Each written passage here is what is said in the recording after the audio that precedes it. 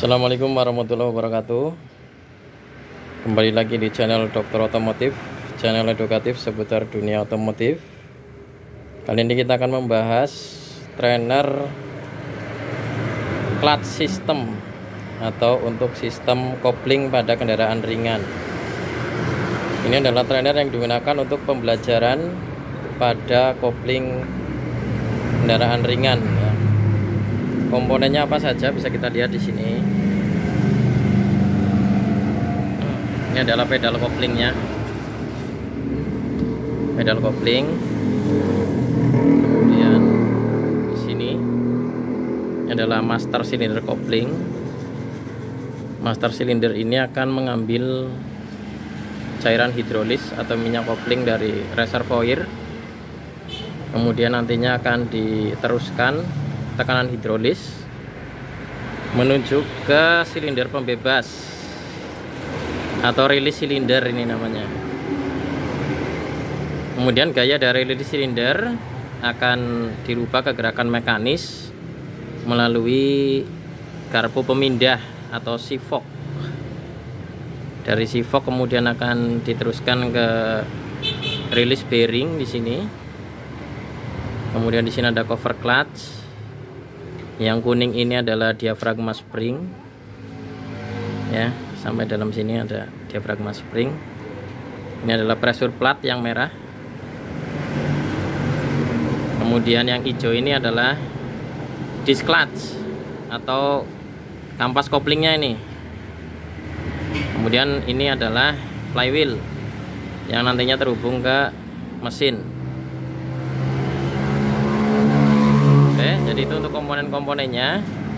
Kemudian untuk cara kerjanya bagaimana? Cara kerjanya tentunya kita akan menerangkan mulai dari gaya mekanis dari pedal kopling. Kemudian nanti akan dirubah menjadi gaya hidrolis dari master silinder dan juga silinder pembebas. Kemudian ada gaya mekanis lagi melalui sifok, rilis bearing, diafragma spring, kemudian pressure plate sehingga nanti membebaskan daripada koplingnya. Ketika belum kita injak, tentunya nanti putaran mesin ya.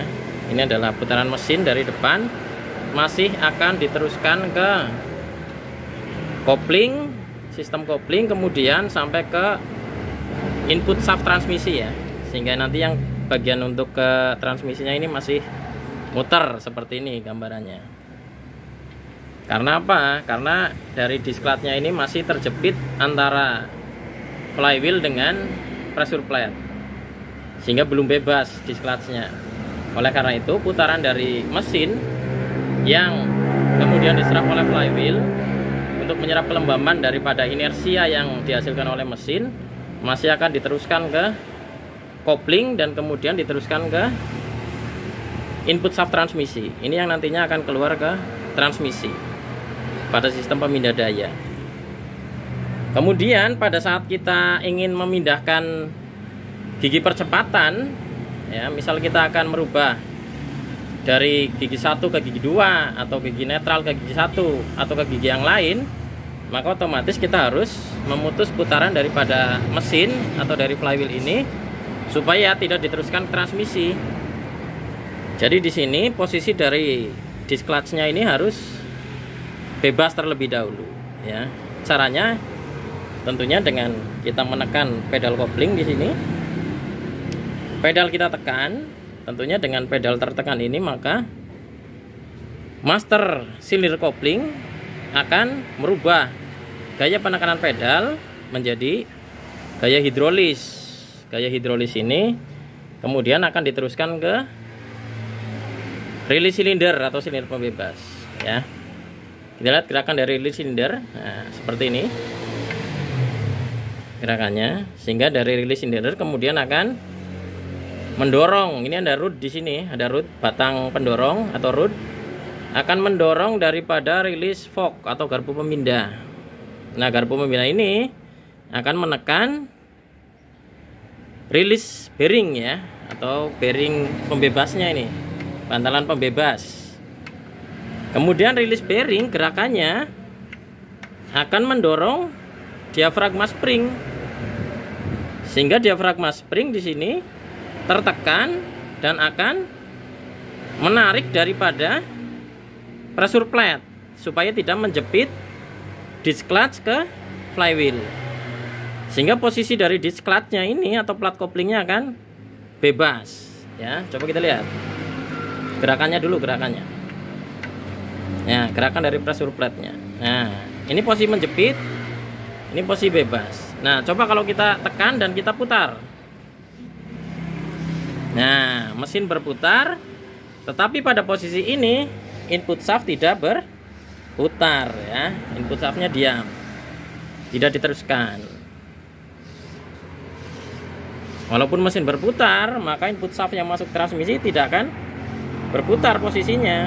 Nah, inilah posisi di mana kopling tidak meneruskan daya dari mesin ke transmisi, sehingga bisa dilakukan perpindahan gigi dengan lembut tentunya.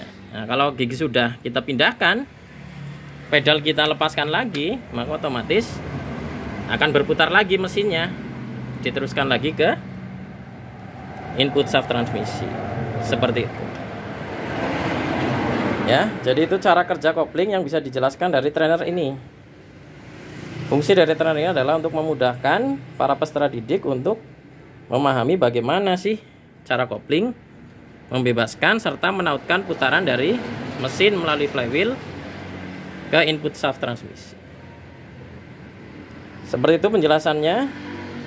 Kalau Anda membutuhkan trainer ini, silakan kontak kami, maka kami buatkan untuk mendukung proses pembelajaran di sekolah Anda. Demikian dari kami, kurang lebihnya mohon maaf. Jika ada pertanyaan, silakan bisa tuliskan di kolom komentar. Terima kasih. Wabillahi taufiq wal hidayah. Assalamualaikum warahmatullahi wabarakatuh.